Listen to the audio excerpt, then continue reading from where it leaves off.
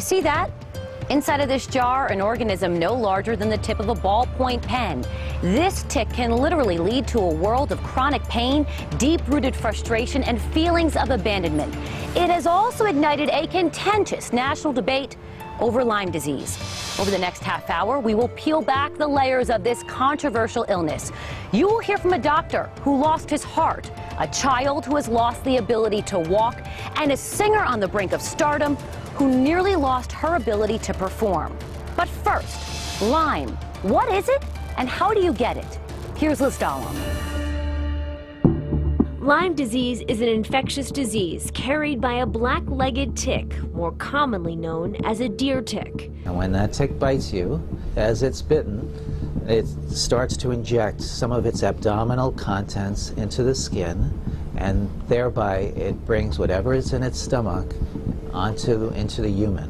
And so that might contain microbes that cause Lyme disease. Dr. Brian Fallon is the director of Lyme and Tick-Borne Diseases Research Center at Columbia University. He says in most cases, patients develop a rash and flu-like symptoms.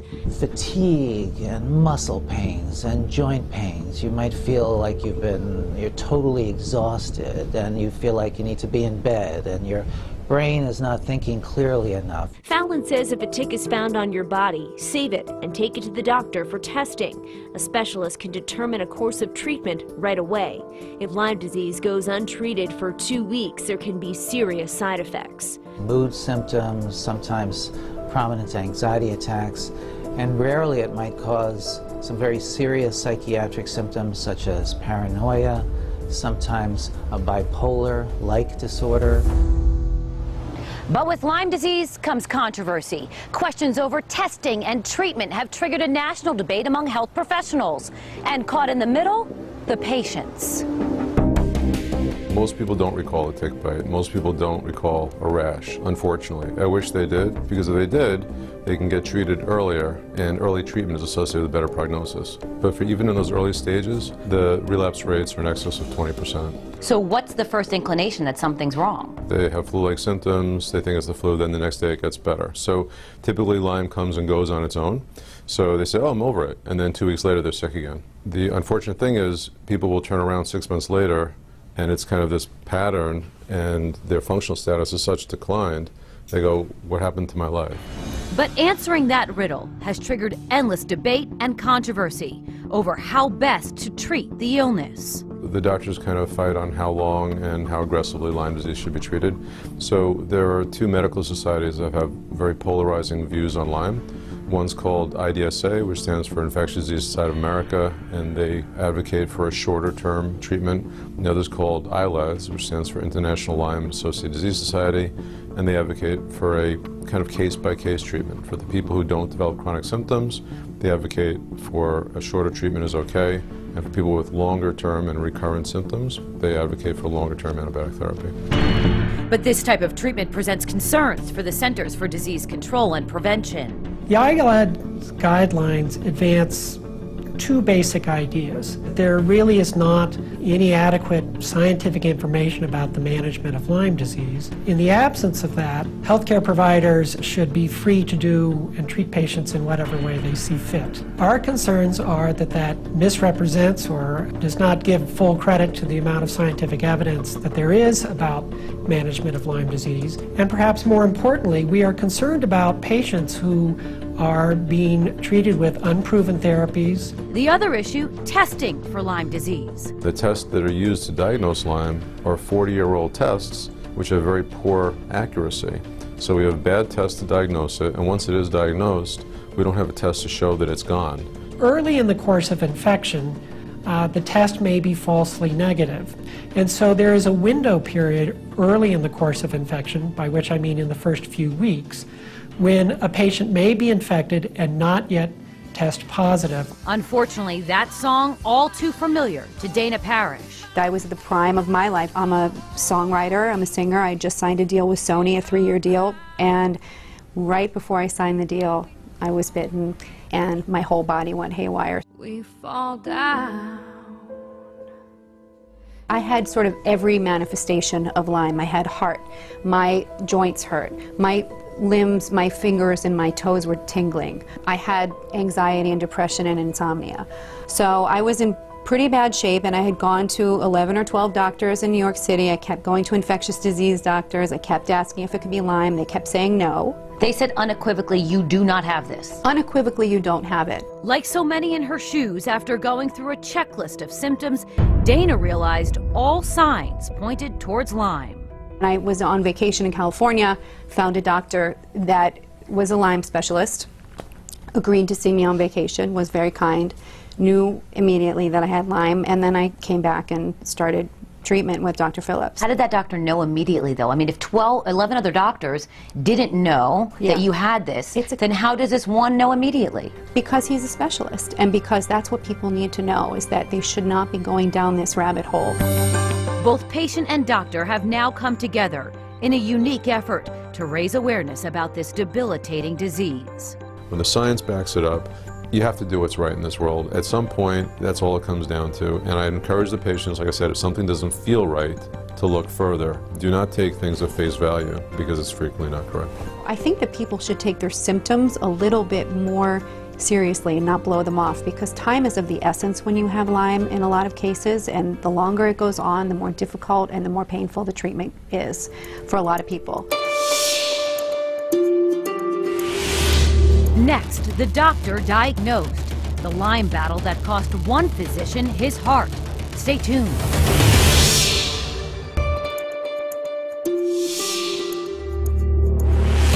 The controversy of Lyme begins at first bite, a small mark that can lead to a very big bill. So who pays for it? Allison Morris investigates. Insurance companies generally refuse to cover any kind of treatment beyond 28 days. A startling reality for many people battling chronic or persistent Lyme disease. Because the CDC guidelines characterize Lyme as hard to catch and easy to cure, antibiotics may only be covered for a matter of weeks. Paying out of pocket can be financially devastating. I know of families that have been completely financially ruined trying to treat themselves or their children. Susan Green would know. She's the legislative counsel for the nonprofit, the National Capital Lyme Disease Association, and a Lyme disease advocate who was misdiagnosed herself. I had a seizure in the middle of a trial. I lost my ability to speak, lost use of my limbs, and I found out later that I had passed Lyme disease to my son in utero. Dr. Paul Mead with the CDC says they want people to be properly diagnosed and treated, but studies show antibiotics may not be the solution, and that may influence the insurance companies. Patients who get antibiotics improve, but they do not seem to improve substantially faster or better than patients who got placebo. So that may influence some of why they are choosing to cover or not cover those costs. The effects of Lyme can be lifelong and spiral into unforeseen medical complications. For world-renowned oncologist Dr. Neil Spector, Lyme robbed him of his heart. I sat down with the doctor turned patient to hear his story. The doctor-patient relationship is all important, especially for Lyme disease, a disease where people often feel very isolated from the healthcare community, who may not believe that they're sick, often sadly isolated from their own families, who believe it's all in their head and they're faking it. And I understand from a personal level, so it gives me deeply sort of that, personal. that sort of street credibility.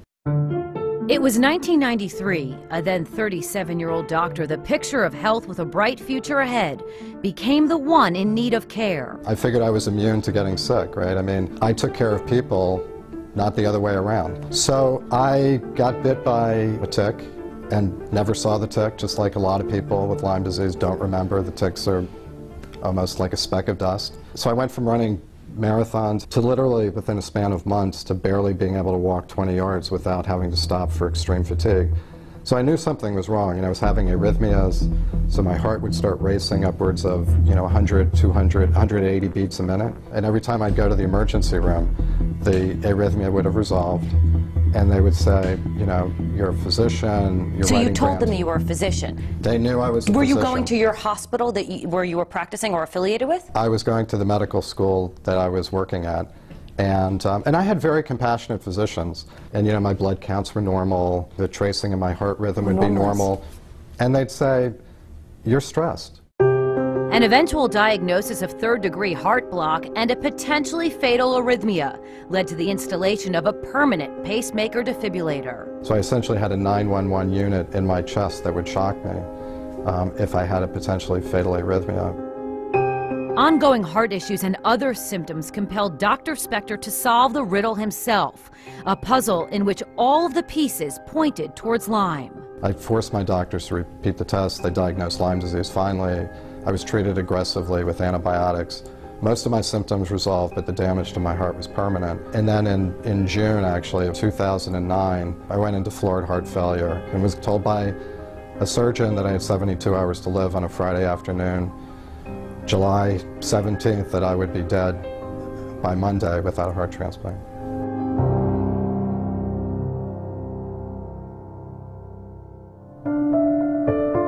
Dr. Spector chronicles his experience in his new book, Gone in a Heartbeat, A Physician's Search for True Healing.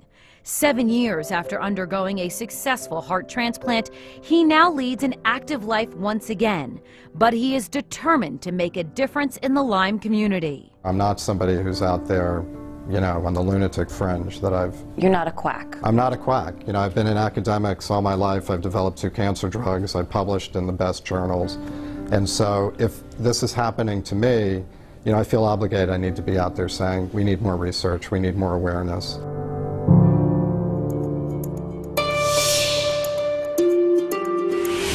Coming up, you know her as the daughter of a fashion icon, Allie Hilfiger, bit by a tick. Now Allie bites back.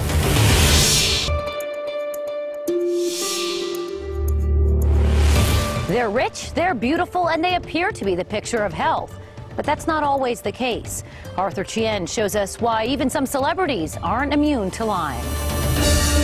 It may be called the quiet disease, but when Lyme disease hits, its symptoms are anything but. Its victims arbitrary, like singer Talia, who in 2007 was pregnant when this happened. I lost my hair, I was like a bone. I couldn't move, I couldn't talk, I couldn't think, I couldn't leave my bed for months. I was having stomach problems, I was nauseous, I was very tired, my joints were very achy. Marla Maples, along with Talia, are just some of the high-profile faces using their celebrity status to fight the disease, claiming 300,000 new cases each year now. For Maples, her symptoms linger nearly 3 decades after she was diagnosed. There's still some symptoms I have now, like brain fog, that I wonder, and sometimes my joints are a little achy, so I'm going to retest. With such a high permanent cost of Lyme disease, the emphasis is really about the rest of us getting better about detection. And celebrities are hoping that by publicizing their personal battles, more people will be paying attention. I hope that we can raise enough money and you know, get people educated and hopefully find a cure soon. Another celebrity fighting back? Allie Hilfiger, the daughter of a fashion icon. She shares with Linda Schmidt how one little bug bite nearly saw her committed. I look back and I think, how did I get through that? People die from this. Yeah. I could have died. And Allie Hilfiger still isn't cured. Lyme disease continues to inhabit her body. The life that she's led is not what you would expect from the daughter of Tommy Hilfiger, one of the most successful fashion moguls in the world. With all of their resources, Allie's parents didn't know why she was so sick. Even if you have privilege as I did, we still couldn't find an answer for 11 years. Allie details her painful struggle in her new book, Bite Me. When she was 7 years old, Allie was bitten by a tick. She says her mother sent it to the town hall where they lived in Connecticut to have it tested. The test results were inconclusive. She says her mom then went to a specialist who said that he couldn't help. Within a short time, Allie started showing symptoms. When I came home saying, my legs hurt, Mommy, my legs hurt, when the teachers would call and say, Allie seems really tired, and she keeps stretching her legs. Or, you know, she's out of school a few more times than other kids this year from strep throat. She's having a lot of headaches.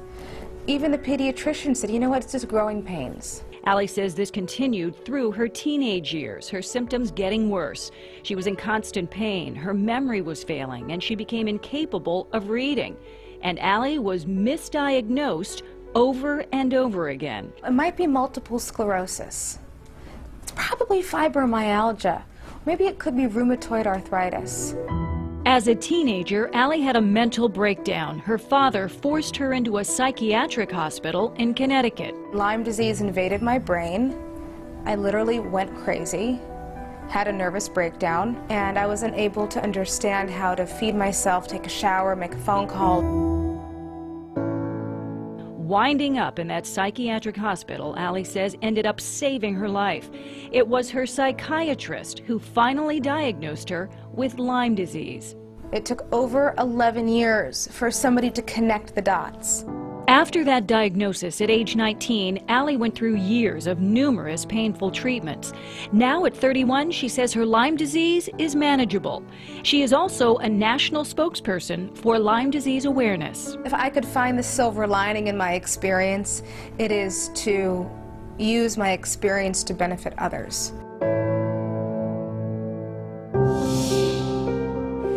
Coming up, blessed by the Pope, saved by the kindness of strangers. The little girl putting a spotlight on Lyme. Stay tuned.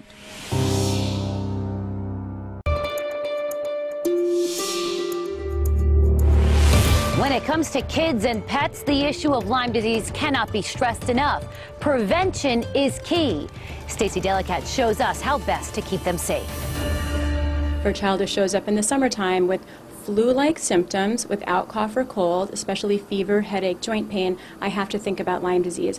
Infectious disease pediatric specialist Dr. Patricia Delamora has already seen plenty of cases of Lyme so far this summer. If your child plays outside in or near a wooded area, she says dress them in light-colored clothing to easily spot ticks and use repellent with DEET. And she says always do a thorough check when the kids come back inside. In the hair is the place that I see children get missed every single year because they have thick hair, and the tick is tiny. It's the size of a poppy seed. So really checking the hair behind the ears, in the ear, in the belly button, in the groin, the area covered by underwear. For Fido, frequent tick checks are also a must. Ticks usually migrate to the front area of the dog, often around the ears or inside the ears. And if you're feeling with your fingers, you may find a little bump or something that feels like a scab. Lawrence Putter, the medical director at Lenox Hill Veterinarian, says many dogs may be good candidates for a Lyme vaccine, but he also recommends using at least one other preventative method. There's the collar, there's the topical things that you put on the back between the shoulders monthly, and now there's also the pill. Symptoms in dogs include lameness or limping, lethargy, loss of appetite, and swollen lymph nodes. And like humans, treatment often includes an antibiotic. Lyme disease affects the mind, body, and soul. But for one little girl in Brooklyn, it has taken a piece of her childhood and her ability to walk. EMGs, EEGs, MRIs, blood tests. I had a spinal tap. They thought it was meningitis and that it was a terminal ileitis.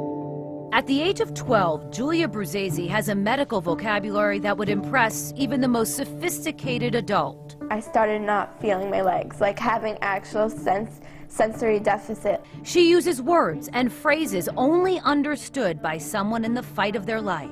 They came in and, just surrounded my bedside and told my dad, we think it's conversion disorder. Hers is a life sidelined by Lyme. You are so mature for somebody that is so young. How do you stay so strong? I had to learn how to be strong for this. My normal life was taken away from me. Julia's story begins upstate, vacationing with her family. She doesn't remember the tick or even the rash. What is seared in her memory is the journey that ensued. Left without the ability to walk, the last 3 years have been a blur of hospital rooms and doctors' offices, pill bottles and PICC lines, misdiagnoses and misinformation. I remember just laying there and just saying, why God? I just remember getting so mad. Why me? Then an answered prayer from Pope Francis on his historic visit to New York City.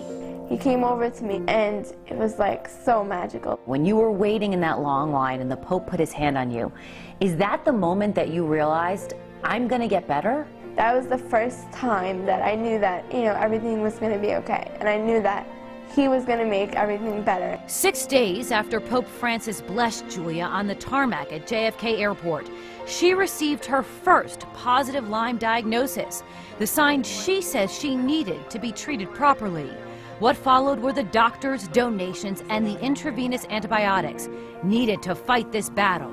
I think the Pope brought this amazing journey that I am on, and he gave me a new mission in life and a new goal to look forward to. He made my dreams bigger. Bigger dreams and the support of a community who understands.